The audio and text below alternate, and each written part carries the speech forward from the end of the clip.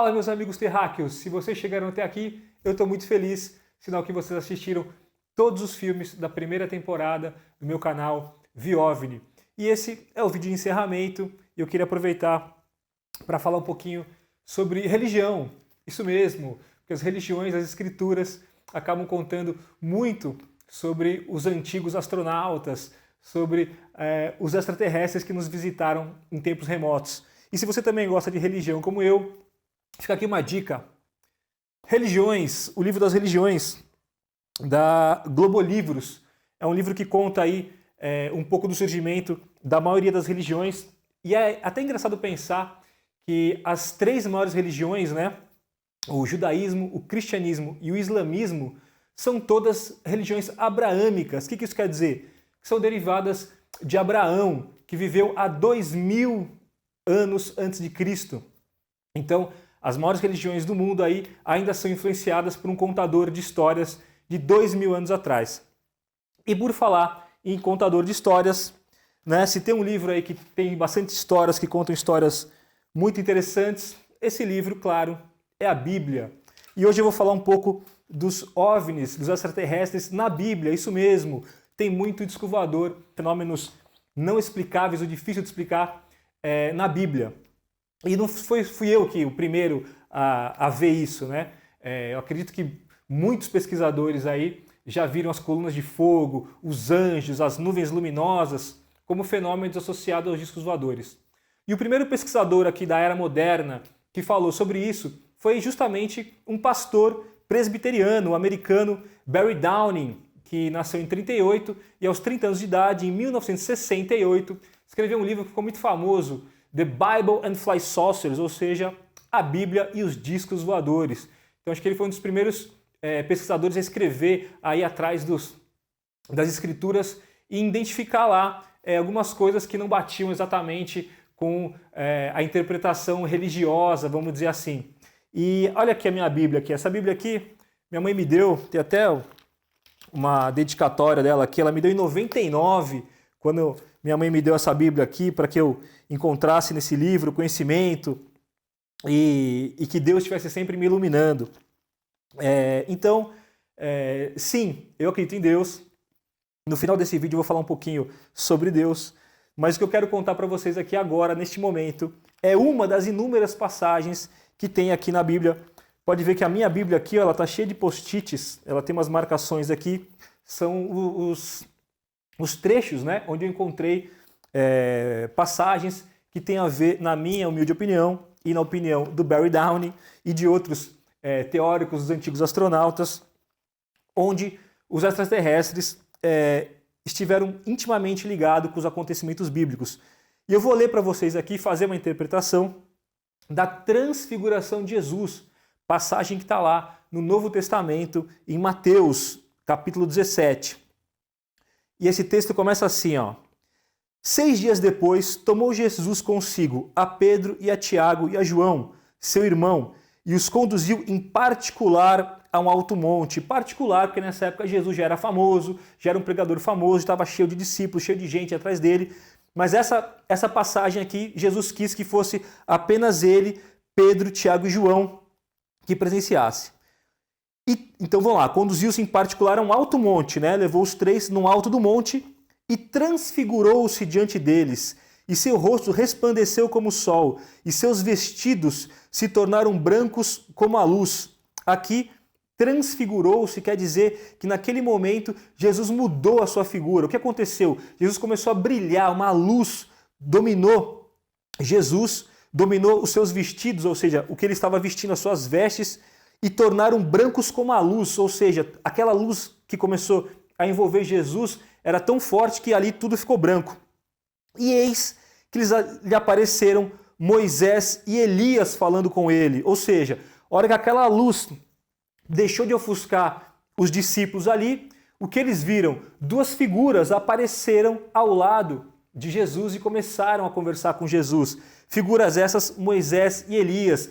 Vale falar que Moisés e Elias já tinham morrido muito tempo antes. E isso está contado lá no Velho Testamento, né? Moisés morreu com 120 anos, está contado lá em Deuteronômios, 34, Deuteronômio, é difícil esse nome, né?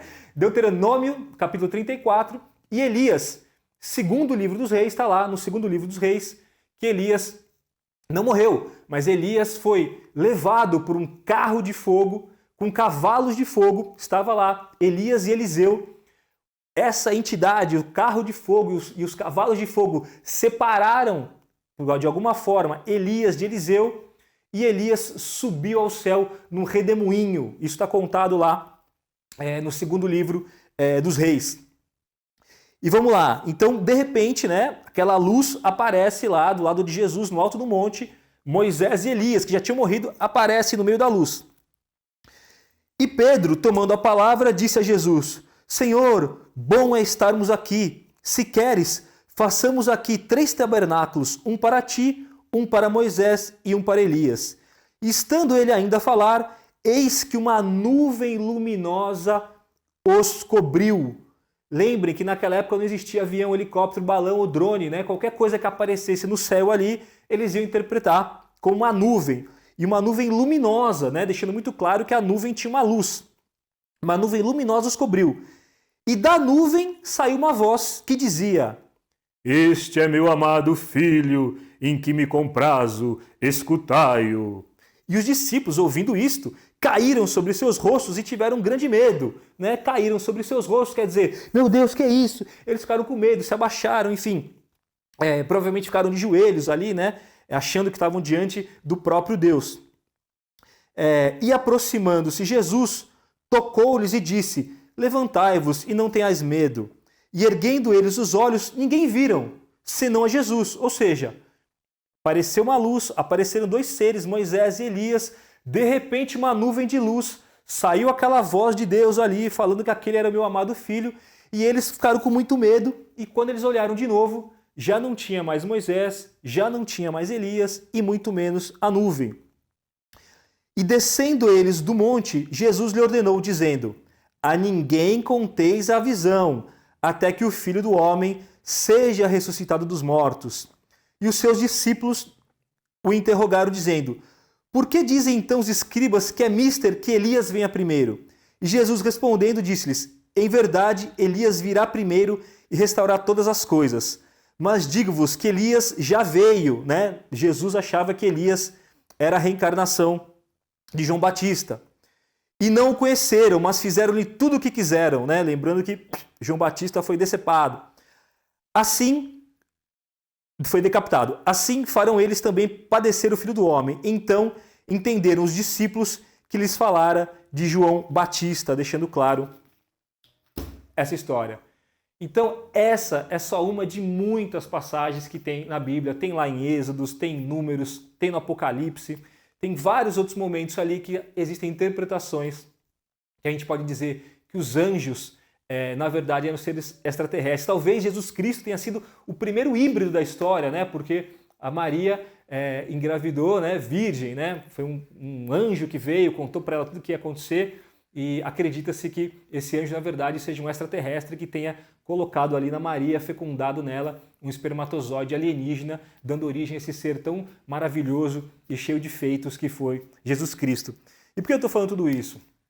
Porque eu acredito que a ufologia e a espiritualidade elas se fundem, né? O grande pesquisador aí, Marco Antônio Petit, escreveu um livro, né? Ufologia e Espiritualidade, tal, A Última Fronteira. E eu acredito muito que Deus é o universo, né? Deus nada mais é a coisa mais poderosa que está em todas as coisas, tem poder sobre todas as coisas, é o próprio universo, que criou tudo a partir do nada, né? E segundo a teoria da panspermia, a vida viaja pelo universo aí nos cometas, fecundando os planetas, o que faz um certo sentido se você pensar que nós, seres humanos aqui, usamos nossos espermatozoides, os gametas, para fecundar os óvulos nas mulheres, né? Então essa analogia do espermatozoide com o cometa e o óvulo com o planeta talvez seja onde está ali a face e semelhança nossa com Deus, o universo todo-poderoso. E também na Bíblia fala muito de reencarnação, né? O Jesus aqui nessa passagem, ele deixa claro que o Elias seria a reencarnação de João Batista, ele mesmo, Jesus Cristo, né? Ressuscita e nos diz que somos todos irmãos, então talvez todos nós vamos reencarnar um dia, acredito na reencarnação. E se a gente vai reencarnar, é preciso evoluir.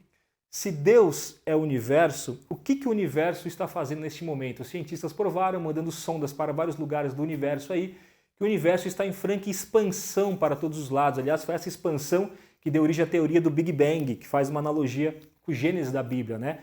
Deus era sozinho e pela força da palavra começa a criar.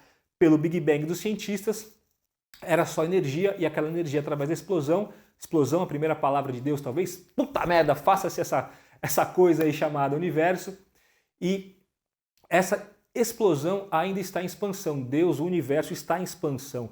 Então seguir, na minha opinião, humilde opinião, seguir os caminhos de Deus é seguir o caminho da expansão, buscar a nossa expansão, a expansão da consciência, a expansão do conhecimento, a expansão das nossas conquistas materiais, porque não, vivemos no mundo material, mas essa expansão deve buscar a nossa evolução, precisamos evoluir como seres humanos, né?